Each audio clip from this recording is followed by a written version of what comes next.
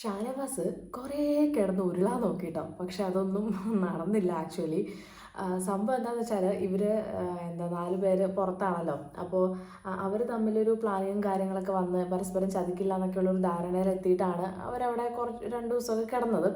അപ്പോൾ അക്ബറിനൊരു പവർ കിട്ടിക്കഴിഞ്ഞപ്പോഴത്തേക്ക് അക്ബർ ആ പവർ വെച്ചിട്ട് ഷാനവാസിനെ ഉള്ളിലേക്ക് കയറ്റിയിട്ടുണ്ടായിരുന്നു. സോ ഷാനവാസ് വന്നിട്ട് ഈ അക്ബറിനോടും അപ്പാനിശരത്തിനോടും പറയാണ്, അവിടെ കിടന്ന ദിവസം ഞാൻ ഉറങ്ങിയിട്ടില്ല, ഞാൻ ഉറങ്ങുന്നതായിട്ട് അഭിനയിക്കുകയായിരുന്നു എന്ന് പറഞ്ഞു. അപ്പോൾ എന്തായാലും പുള്ളി അകത്ത് കയറി സേഫായി. ആ ഒരു ഇത് വെച്ചിട്ട് പുള്ളി പറഞ്ഞതാണ്, ഞാൻ ഉറങ്ങിയിട്ടില്ലായിരുന്നു, ഞാൻ ഉറങ്ങുന്നതായിട്ട് അഭിനയിച്ചതാണെന്നുള്ള രീതിയിൽ. പക്ഷേ അത് കൈവിട്ട് പോയി. ഈ അക്ബറും പനിശരത്തും കൂടെ പോയിട്ട് അത് ബിൻസിയോടൊക്കെ പറഞ്ഞു. അതായത് ബിൻസി, പിന്നെ ശൈത്യ, അതുപോലെ ജിസേൽ, ഷാനവാസ്, ഈ 4 പേരായിരുന്നല്ലോ അവിടെ കിടന്നിട്ടുണ്ടായിരുന്നത്. അപ്പോൾ ബിൻസിയുടെ അടുത്തൊക്കെ പോയി പറഞ്ഞപ്പോൾ അത് അവർക്ക് ഭയങ്കരമായിട്ട് ഹേർട്ട് ചെയ്തു.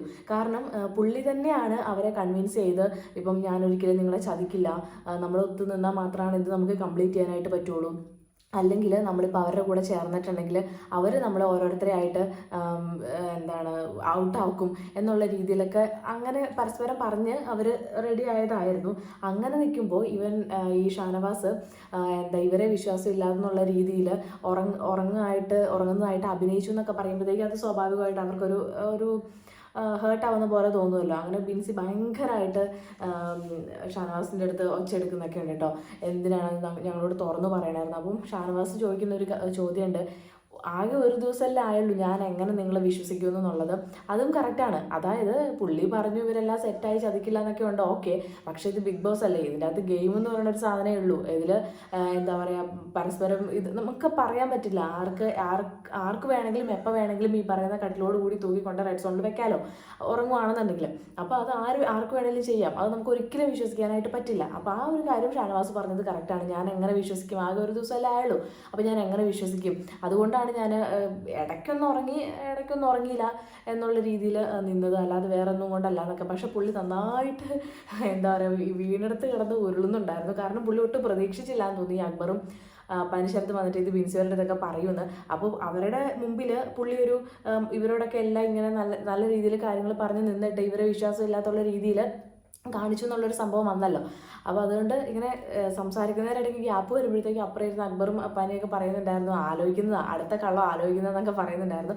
അങ്ങനെ മൊത്തത്തിൽ എല്ലാവരും തന്നെ ഇരിക്കുമ്പോഴാണ് ഈ ഒരു പ്രശ്നം വന്നത് കേട്ടോ. എന്തായാലും ഒരു കാര്യത്തിൽ ഇതിപ്പോൾ നമുക്ക് കുറ്റം പറയാൻ പറ്റില്ല. അവരെ സംബന്ധിച്ചിടത്തോളം അവർക്കത് ഹേർട്ടായി. പക്ഷേ ഷാനവാസിനെ നമുക്ക് കുറ്റം പറയാൻ പറ്റില്ല. കാരണം എന്താണെന്ന് വെച്ചിട്ടുണ്ടെങ്കിൽ പുള്ളിക്ക് വിശ്വാസമില്ല, ഒരു ദിവസം ആയതുള്ളൂ, വിശ്വാസമില്ല. ഇവരെങ്ങാനും കൊണ്ടുപോയിട്ട് വെച്ചാലോ, ഇത് ബിഗ് ബോസ് അല്ലേ, ഇതിൽ അതൊക്കെ നടക്കും. അപ്പോൾ അതുകൊണ്ടിട്ട് ആ ഒരു വിശ്വാസം ഇല്ലാത്തതിൻ്റെ പുറമെയാണ് പുള്ളി അങ്ങനെയൊക്കെ പറഞ്ഞു എന്നുണ്ടെങ്കിലും ഉറങ്ങുന്നതായിട്ട് അഭിനയിച്ചതൊക്കെ. അപ്പോൾ എന്തായാലും ആ ഒരു പ്രശ്നം അവിടെ തീർന്നു. പിന്നെ എല്ലാ ദിവസവും രാവിലെ അനീഷും അല്ലെങ്കിൽ വേറെ ഒരാളുമായിട്ടൊരു ഉടക്ക് ഉള്ളതാണ്, എല്ലാ ദിവസവും ഉണ്ട്. ഇന്നത് അനുവായിട്ടായിരുന്നു. എന്താണ് ബാറ്ററി, ഈ മൈക്കിൻ്റെ എന്തോ ബാറ്ററി മാറ്റാത്തതിന് എന്തോ ഒരു വിഷയമായിരുന്നു കേട്ടോ. അപ്പം ഇവർ തമ്മിലിങ്ങനെ സംസാരിക്കുന്നത് നീ മേളിൽ നിന്ന് ഇറങ്ങിയിട്ട് തറയെ ചവിട്ടി നടക്കുക, അതായത് കുറച്ച് എളിമയും വിനയൊക്കെ ആവാതായിരിക്കണം ഉദ്ദേശിച്ചത്. അപ്പോൾ നിങ്ങളാരാ എന്നെ പഠിപ്പിക്കാൻ, അതായത് മറ്റന്നാ മറിച്ച എന്നൊക്കെ പറഞ്ഞാൽ അനുവും പറയുന്നുണ്ട്. അങ്ങനെ അനു പറയുകയാണ്, നിങ്ങൾ രാവിലെ തന്നെ ഇങ്ങനെ ഉറക്കുണ്ടാക്കും, മറ്റുള്ളവരിലേക്ക് ഒരു നെഗറ്റീവ് എനർജി സ്പ്രെഡ് ചെയ്യുകയാണ്, വീടിനുള്ളിൽ തന്നെ ഒരു നെഗറ്റീവ് എനർജി ആക്കാൻ വേണ്ടിയിട്ട് നിങ്ങൾ രാവിലെ തന്നെ ഉടക്കാനായിട്ട് വരും എന്നൊക്കെ പറഞ്ഞിട്ട് അനുവും പറയുന്നുണ്ട്. അത് സത്യമായിട്ട് എല്ലാ ദിവസവും രാവിലെ ഒരു വഴക്കുണ്ട്. സുപ്രഭാതം, ഗുഡ് മോർണിംഗ്, അങ്ങനെ ഓരോ കാര്യം. പിന്നെന്തായിരുന്നു ഒരു ദിവസം ശൈത്യയുടെ ടർക്കി കാണാതെ പോയിന്ന്. അപ്പം അനുവായിട്ട് ഈ പ്രശ്നം. അങ്ങനെ എല്ലാ ദിവസവും പുള്ളി ഒരു വഴക്ക്, അത് നിർബന്ധമാണെന്ന് പറയണ പോലെ കേട്ടോ. പിന്നെ കുറച്ച് കഴിഞ്ഞ് ഈ രേണുവും അതുപോലെ തന്നെ അനീഷും തമ്മിലൊരു വഴക്ക് വന്നു. അത് രേണു ഉറങ്ങുമായിരുന്നു. അപ്പോൾ ഈ ഉറങ്ങി കിടക്കണമെന്നുണ്ടെങ്കിൽ മറ്റേ പട്ടി കുറച്ച് ഇവർക്ക് ലക്ഷറി പോയിന്റ് എന്തോ നഷ്ടമാകുന്നൊരു സംഭവം ഉണ്ടല്ലോ. അപ്പോൾ അതുകൊണ്ടാണ്. അപ്പോൾ രേണു ഉറങ്ങുമായിരുന്നു. ഇനി ഉറങ്ങുന്ന സമയത്ത് പട്ടി അങ്ങനെ കുറച്ച് നമ്മുടെ ലക്ഷറി പോയിന്റ് നഷ്ടപ്പെട്ടിട്ടുണ്ടെങ്കിൽ അത് ബുദ്ധിമുട്ടല്ല എന്നൊക്കെ പറഞ്ഞിട്ട് പുള്ളി ഇങ്ങനെ കുറേ പറയുന്നുണ്ട്. അപ്പം രേണു അതിനെതിരെ നന്നായിട്ട് തന്നെ പറഞ്ഞു കേട്ടോ. പട്ടി കുറച്ചില്ലല്ലോ, കുറയ്ക്കുമ്പോൾ പറഞ്ഞാൽ പോരെ, എന്തായാലും പട്ടി കുറച്ചൊന്നും ഇല്ലല്ലോ എന്നൊക്കെ പറഞ്ഞ് രേണു നന്നായിട്ട് തന്നെ ഫൈറ്റ് ചെയ്യുന്നുണ്ട്. ശരിക്കും പറഞ്ഞാൽ അടി കൊടുക്കുന്നുള്ള രീതിയിലേക്ക് എത്തിയായിരുന്നു. അതുപോലെ അങ്ങോട്ടും ഇങ്ങോട്ടും പറഞ്ഞിട്ടുണ്ടായിരുന്നു കേട്ടോ. പിന്നെന്താ, അനീഷിൻ്റെ മേളിൽ വോയിസ് ഉയർത്തി പറയുന്നുണ്ടായിരുന്നു. പിന്നെ രേണുവിനെ എൻ്റെ ഇടയ്ക്ക് നീന്നൊക്കെ വിളിച്ചു. അപ്പോഴത്തേക്കും അതൊന്നും പുള്ളിക്കാരിക്ക് ഇഷ്ടപ്പെട്ടില്ല. എന്താണ് എൻ്റെ പേര് വിളിച്ചാൽ മതി, നീന്ന് വിളിക്കാൻ, എന്നെ നീന്ന് വിളിക്കാൻ നീ ആരാന്നൊക്കെ ചോദിച്ചിട്ട് കുറേ അങ്ങനെയൊക്കെ പറഞ്ഞു. അപ്പോൾ പിന്നെയും പുള്ളി നീ എന്ന് പറഞ്ഞ് പിന്നെ വിളിച്ചുകൊണ്ടിരിക്കുകയാണ്, ഈ പ്രൊവോക്ക് ചെയ്യുന്നത് പോലെ. അപ്പോൾ രേണു ഭയങ്കരമായിട്ട് അതിനെയൊക്കെ എതിർക്കുന്നുണ്ട്, ഇങ്ങനെ ചാടി എഴുന്നേറ്റ് വരും കാര്യങ്ങളൊക്കെ ചെയ്യുന്നുണ്ട്. അപ്പം എൻ്റെ പേര് രേണു സുധി എന്നാണ്, ഈ ഇതിൽ മൈക്കിലുണ്ടല്ലോ അതിൽ കണ്ടില്ലേ, രേണു സുധി എന്നാണ് എൻ്റെ പേര്, രേണു എന്ന് വിളിച്ചാൽ മതി എന്ന് പറയുമ്പോഴത്തേക്ക് സുധി ആരാന്നുള്ള രീതിയിൽ അന്വേഷിച്ച് ചോദിക്കുന്നുണ്ട്. അത് അവിടെയുള്ള ആർക്കും ഇഷ്ടപ്പെട്ടില്ല കേട്ടോ. പുള്ളിക്കാർ ചാടി എഴുന്നേറ്റ് വരികയൊക്കെ ചെയ്തു. മരിച്ചു പോയവരെ തൊട്ട് കളിക്കേണ്ട, അതായത് മറ്റൊന്നും മറിച്ചതെന്നൊക്കെ പറഞ്ഞിട്ട് കുറേ പറയുന്നുണ്ട്. അവിടെ ഉള്ളവരും പറഞ്ഞു കേട്ടോ, അങ്ങനെയൊന്നും പറയേണ്ട ആവശ്യമില്ല, അതിൻ്റെ ഒന്നും ആവശ്യമില്ല, അങ്ങനെ ആ ഒരു രീതിയിലേക്കൊന്നും സംസാരം പോകേണ്ട കാര്യമില്ല എന്നൊക്കെ അവരും പറയുന്നുണ്ട്. അപ്പോൾ ഒന്നും അറിയത്തില്ല, ഇപ്പോൾ ഇന്നലെ മാനത്തുനിന്ന് പൊട്ടി പൊളിച്ചതാണോ എന്നൊക്കെ അനു ഒക്കെ ചോദിക്കുന്നുണ്ട് കേട്ടോ. അങ്ങനെ ഒരു വലിയ പ്രശ്നം അവിടെ നടന്നിട്ടുണ്ടായിരുന്നു. അത് കഴിഞ്ഞ് പിന്നെ ആര്യനെതിരായിട്ട് അനീഷ് എന്തൊക്കെയോ പറഞ്ഞുകൊണ്ട് കിടക്കുന്നുണ്ടായിരുന്നു. പിന്നെ ഈ നെവിനും അതുപോലെ തന്നെ ബിൻസിയും തമ്മിലുള്ള ഒരു കോൺവെർസേഷൻ കാണിക്കുന്നുണ്ട്, എനിക്കിഷ്ടമാണെന്നൊക്കെ പറഞ്ഞുകൊണ്ട് പറയുന്നത്. അതുപോലെ അനുവും അതിൽ ജോയിൻ ചെയ്തിട്ട് ഇങ്ങനെ ഒരു ഫോൺ സംഭാഷണം പോലെ അവരിങ്ങനെ ആക്ട് ചെയ്യുന്നുണ്ട്. അതൊക്കെ രസകരമായിട്ടുള്ള സംഭവമായിരുന്നു കേട്ടോ. പിന്നെ ഈ അക്ബറാണല്ലോ ഈ ഷാനവാസിനെ അകത്തുനിന്ന് ഒരാളെ, അതായത് പുറത്തുനിന്ന് ഒരാളെ അകത്തേക്ക് കയറ്റാൻ വേണ്ടിയിട്ടുള്ളൊരു ഒരു പവർ അക്ബറിന് കിട്ടിയപ്പോൾ അക്ബർ ആരെ ചൂസ് ചെയ്തു, ഷാനവാസിനെ ചൂസ് ചെയ്തു. അപ്പോൾ അത് ചൂസ് ചെയ്യാൻ കാരണം എന്താണെന്ന് വെച്ചിട്ടുണ്ടെങ്കിൽ, അവൻ ആ ഒരു ടാസ്ക് വിജയിച്ചു വന്നിട്ടുണ്ടെങ്കിൽ അവൻ ഭയങ്കര ഒരു ഹീറോ ലെവലിലേക്ക് പോകും. അത് വേണ്ട, ഇതിപ്പോൾ അവനെ ഞാൻ വിളിച്ചപ്പം അവൻ എൻ്റെ ഔദാര്യത്തിൽ കയറി വന്ന ഒരുത്തനായില്ലേ എന്നുള്ള രീതിയിൽ പറയുന്നുണ്ട്. അപ്പോൾ അതുകൊണ്ടിട്ടാണ് ഞാൻ ഈ ഷാനവാസിനെ തന്നെ വിളിച്ചകത്തേക്ക് കയറ്റുക എന്നുള്ളത് സരികയോടാന്ന് തോന്നുന്നു പറയുന്നുണ്ട് കേട്ടോ. പിന്നെ ഈ BB7 തുടങ്ങിയേ പിന്നെ മൊത്തം പണിയോട് പണിയാണ്. അതായത് ഇവർക്ക് പണിപ്പുര ഉണ്ടല്ലോ, അപ്പോൾ അക്ബറിനാണ് പണിപ്പുരയിലേക്ക് പോകാൻ വേണ്ടിയിട്ട് ഒരു അവസരം കിട്ടിയത്. അപ്പം എന്തായാലും പോവുകയാണ്. പിന്നെ ഇപ്പോൾ എന്തൊക്കെയാണ് ഇവിടെ നിന്ന് എടുക്കാൻ ഉദ്ദേശിക്കുന്നതെന്നൊക്കെ ചോദിക്കുന്നുണ്ട്. അപ്പോൾ പറയുകയാണ്, എല്ലാവർക്കും ഇഷ്ടപ്പെട്ട ഫുഡ്, ഇവിടെ ഫുഡിന് ഭയങ്കര ഷോർട്ടേജ് ഒക്കെ ഉണ്ട്, അപ്പോൾ ഫുഡ് കാര്യങ്ങളൊക്കെ എടുക്കാമെന്നൊക്കെ ബിഗ് ബോസ് വിചാരിക്കുന്നതെന്നൊക്കെ പറയുന്നു. അപ്പോൾ ബിഗ് ബോസ് പറയുകയാണ്, അക്ബറിൻ്റെ സാധനങ്ങൾ മാത്രമേ ഉള്ളൂ, അക്ബറിൻ്റെ വസ്ത്രങ്ങൾ, അക്ബറിന് ഇഷ്ടപ്പെട്ട ഫുഡ്, അങ്ങനെയുള്ള സാധനങ്ങൾ മാത്രമാണ് അവിടെ ഉള്ളൂ. അപ്പോൾ എല്ലാവർക്കും ഒന്നും എടുക്കൽ നടക്കില്ല എന്നുള്ള രീതിയിൽ. അപ്പോൾ ബിഗ് ബോസ് പറയുന്നുണ്ട്, അക്ബറിൻ്റെ സാധനങ്ങൾ മാത്രമാണ് അവിടെ ഉള്ളൂ, അക്ബറിന് ഇഷ്ടപ്പെട്ട ഫുഡൊക്കെയാണ് അവിടെ കൊണ്ടുവച്ചേക്കണേന്നൊക്കെ പറയുന്നുണ്ട്. അതായത് എല്ലാവർക്കും വേണ്ടിയിട്ടുള്ളതല്ല എന്ന് പറയുന്നുണ്ട്. പിന്നെ അക്ബർ പറയുന്നു, അതെന്തായാലും ഷെയർ ചെയ്യാമല്ലോ, അതിന് കുഴപ്പമൊന്നുമില്ല എന്നൊക്കെ പറയുന്നുണ്ട് കേട്ടോ. പിന്നെ പുള്ളി ഒരു വലിയ കവറ് കാര്യങ്ങളൊക്കെ പിടിച്ചിട്ട് പണിപ്പുരയുടെ ഉള്ളിലേക്ക് പോകാൻ വേണ്ടിയിട്ട് നിൽക്കുക കേട്ടോ. അപ്പോൾ ബിഗ് ബോസ് പറയുന്നു, ഇടിമിന്നൽ പേടിയുണ്ടോ എന്ന് ചോദിക്കുന്നുണ്ട്. അപ്പോൾ തന്നെ എന്തോ ഒരു പണി വരാനുണ്ടെന്ന് ഇവർ ഊഹിച്ചു, ആ കവറൊക്കെ മാറ്റിയിട്ട് പോക്കാന്ന് പറഞ്ഞു. അങ്ങനെ പുള്ളി കയറി പോകുമ്പോഴത്തേക്ക് അതിൽ ഫുള്ളൊരു ലൈറ്റിംഗ് ആണ്, ഈ മിന്നലടിക്കണ പോലെ. അപ്പോൾ നമുക്ക് ആ ഒരു ഇടയ്ക്കൊരു വെട്ടം വരില്ല, ആ വെട്ടത്തിലാണ് ഇത് കാണാൻ പറ്റുള്ളൂ.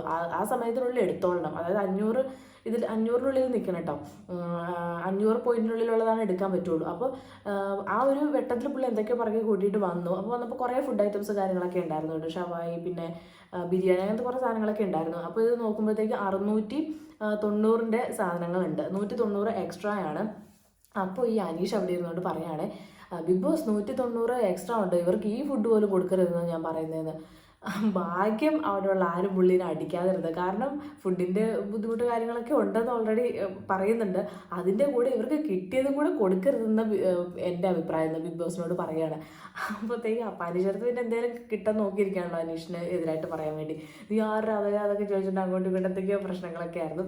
അപ്പോൾ ഇത്രയാണ് ആ ഒരു ഇതിലുണ്ടായിരുന്നത് കേട്ടോ. ഫുഡ് കാര്യങ്ങളൊക്കെ കിട്ടുകയൊക്കെ ചെയ്തു. പിന്നെ ഈ അതിൻ്റെ ഇടയ്ക്ക് ഈ കിച്ചണിൽ ഇവർ കുക്ക് ചെയ്തുകൊണ്ടിരുന്ന സമയത്ത് റെന എങ്ങാണ്ട് പോയിട്ട് ഞാനും കൂടെ ഹെൽപ്പ് ചെയ്യാന്നൊക്കെ പറഞ്ഞ് പോകുന്നുണ്ട്. പിന്നെ ജിസേൽ എന്തോ പൊറോട്ട അങ്ങനെ എന്തോ പരത്താനൊക്കെ കൊടുക്കുന്നുണ്ട്. എന്നിട്ട് അത് ഒനിയൽ ചുട്ടെടുക്കുന്നുണ്ട്. അപ്പോൾ അത് ചുട്ടെടുക്കുന്ന സമയത്ത് ഞാൻ ചെയ്യാമെന്ന് പറഞ്ഞ് പോകുന്നു. അങ്ങനെ ഈ ഒനിയലും റെനയും തമ്മിൽ ഇഷ്യൂ ആവുന്നുണ്ട് കേട്ടോ. അപ്പോൾ പുള്ളിക്കാരി ഏജ് കാർഡ് ഇറക്കി എന്നൊക്കെ പറഞ്ഞൊരു സംഭവങ്ങളൊക്കെ, അത് തന്നെ പ്രായത്തിന് ഞാൻ ഇത്രയും പ്രായത്തിന് ഇളയതല്ല, അപ്പോഴത്തേക്ക് എന്നെ എല്ലാവരും കൂടി അവോയ്ഡ് ചെയ്യാന്നൊക്കെയുള്ള രീതിയിലൊക്കെ പറഞ്ഞു. അപ്പോൾ ഏജ് കാർഡ് ഇറക്കുന്നതൊക്കെയാണ് ഓരോരുത്തരുടെ കമൻറ്റും കാര്യങ്ങളൊക്കെ വരുന്നത്. ആൻഡ് അത് മാത്രമല്ല കരയുന്നൊക്കെ ഉണ്ട് കേട്ടോ. അപ്പോൾ ഇതിൽ ബിഗ് ബോസിൽ ഒരു ഏജ് അതൊന്നുമില്ല, അങ്ങനെയൊന്നും ഇല്ലല്ലോ, ആണ് പെണ്ണ് അല്ലെ പ്രായമുള്ളവർ അങ്ങനെയൊന്നും ഇല്ലല്ലോ, എല്ലാവരും ഒരേപോലെ തന്നെ. പിന്നെ രേണു ഷാനവാസിനോട് അതുപോലെ തന്നെ നോറയോടൊക്കെ സംസാരിക്കുന്ന ഒരു ഭാഗമാണ് കാണിക്കുന്നത്. സുധീനെ കുറിച്ചിട്ടാണ് പറയുന്നത്. അപ്പോൾ പുള്ളിക്കാരി അതൊക്കെ ഭയങ്കര വാസ്തവമുള്ള കാര്യങ്ങൾ തന്നെയാണ് പറഞ്ഞത്. നമുക്ക് ആരൊക്കെ ഉണ്ടെങ്കിലും ഇപ്പം അമ്മയുണ്ട്, അച്ഛനുണ്ട്, എല്ലാവരും ഉണ്ട്, അവരൊക്കെ ഒരു തിരക്കിലാണ്. അപ്പം നമുക്ക് ആരൊക്കെ ഉണ്ടായിട്ടും കാര്യമില്ല നമ്മുടെ ഹസ്ബൻഡ് കൂടെ ഇല്ലാതെ. അപ്പം ഞാനിങ്ങനെ ഇടയ്ക്ക് പുറത്തേക്കൊക്കെ പോകുമ്പോൾ, പള്ളിയിലൊക്കെ പോകുമ്പോഴത്തേക്കും എന്താണ് സുധിച്ചേട്ടൻ ഇങ്ങനെ വിളിക്കും, എവിടെയാണെന്നൊക്കെ ചോദിച്ചിട്ട്. അപ്പം ഞാനിങ്ങനെ ഓർക്കും എന്തിനെപ്പോഴും ഇങ്ങനെ വിളിക്കുന്നതെന്നൊക്കെ ഓർക്കുമായിരുന്നു. പക്ഷേ അതിൻ്റെ ഒരു വില എന്താണെന്നുള്ളത് ഇപ്പോൾ ആ ഒരാൾ നഷ്ടപ്പെട്ടപ്പോഴാണ് മനസ്സിലാകുന്നത് എന്നൊക്കെ പറയുന്നുണ്ട്. അത് കേട്ടപ്പോൾ ഒരു വിഷമം തോന്നി. പിന്നെന്താ, നമുക്ക് എത്ര പേരുണ്ടായിട്ടും കാര്യമില്ല, പാർട്ട്ണർ പോയാൽ പോയി. നമുക്ക് ആ ഒരു ശൂന്യത നമുക്ക് ഒരിക്കലും നീക്കാൻ പറ്റില്ല എന്നൊക്കെ പറയുന്നുണ്ട്. അതുപോലെ തന്നെ ആ ഒരു സ്പ്രേയുടെ വിഷയമൊക്കെ സോഷ്യൽ മീഡിയയിൽ ഭയങ്കര ആയിട്ടുണ്ടായിരുന്നല്ലോ. അപ്പോൾ പുള്ളിക്കാരി പറഞ്ഞത് എനിക്കത് നല്ല സ്മെല്ലാണെങ്കിൽ നിങ്ങൾക്കത് നാറ്റമായിരിക്കും എന്ന് പറഞ്ഞിട്ടൊരു സ്റ്റേറ്റ്മെൻറ്റ് പറയണ്ടായിരുന്നു. അപ്പോൾ അതിനെ കുറേ ആൾക്കാർ തെറ്റിദ്ധരിച്ചിട്ടൊക്കെ വെച്ചിട്ടുണ്ടായിരുന്നു. ഇപ്പം സുധിയുടെ സ്പ്രേ നിങ്ങൾക്ക് നാറ്റമായില്ല എന്നൊക്കെയുള്ള രീതിയിൽ കുറേ തെറ്റിദ്ധാരണയും കാര്യങ്ങളൊക്കെ അന്നുണ്ടായിരുന്നു. അപ്പോൾ അതിൻ്റെ ഒരു സത്യാവസ്ഥ എന്താണെന്നുള്ളതും പുള്ളിക്കാരി ഇതിൽ പറയുന്നുണ്ട് കേട്ടോ. ഒരു മരിച്ച ഒരാളുടെ വേർപ്പ് ഇപ്പം ആ സമയത്തിൻ്റെ ഡ്രസ്സോ കാര്യങ്ങളൊക്കെ കൊടുക്കുകയാണെന്നുണ്ടെങ്കിൽ അതിനുള്ള ഒരു സ്പ്രേ ഉണ്ടാക്കുന്നത്. അപ്പം അത് പുള്ളിക്കാരിക്ക് മാത്രമാണ് അത് നല്ല സ്മെല്ല്, മറ്റുള്ളവർക്ക് അത് അങ്ങനെ ആയിരിക്കണം എന്നില്ല എന്നാണ് പുള്ളിക്കാരി ഉദ്ദേശിച്ചത്. പക്ഷെ ഞാൻ യൂസ് ചെയ്തൊരു വാക്കാണ് അവിടെ പ്രശ്നമായി പോയത് എന്നൊക്കെ പറയുന്നു. പിന്നെ എനിക്കും കുട്ടികൾക്കും വേറെ ആരും ചിലവിനൂടെ തരില്ല, എനിക്ക് ഇത് ഒരു ഇഷ്ടപ്പെട്ട ഒരു ഫീൽഡായിരുന്നു. അതുകൊണ്ട് ഞാൻ ഇതിൽ ഇറങ്ങിയപ്പം റീച്ച് കാര്യങ്ങളൊക്കെ കിട്ടാൻ വേണ്ടിയിട്ട് ആൽബം അതും ഇതൊക്കെ ചെയ്തു, അങ്ങനെ ഇതിലേക്ക് എത്തി. അപ്പോൾ വേറെ ആരും നമുക്ക് ചിലവിനൂടെ തരാനൊന്നും ഇല്ല. പിന്നെന്താണെന്നൊക്കെ ചോദിച്ചിട്ട് മറ്റുള്ളവർ സോഷ്യൽ മീഡിയയിലൊക്കെ എല്ലാവരും അതായത് നല്ല രീതിയിൽ ഇവർക്ക് റിയാക്ഷൻ കാര്യങ്ങളൊക്കെ കിട്ടിയിട്ടുണ്ടായിരുന്നല്ലോ ആ ഒരു ടൈമിൽ. അതായത് ഭയങ്കരമായിട്ടൊരു നെഗറ്റീവ് പബ്ലിസിറ്റി ഉണ്ടായിരുന്നു. അപ്പോൾ അതിനെതിരെയൊക്കെ ഇങ്ങനെ ഇവരോട് ഇരുന്ന് സംസാരിക്കുന്നൊക്കെ ഉണ്ട് കേട്ടോ. അപ്പോൾ ഇത്രയാണ് ലൈവിൽ നടന്ന കാര്യങ്ങൾ. ബാക്കി കാണാം.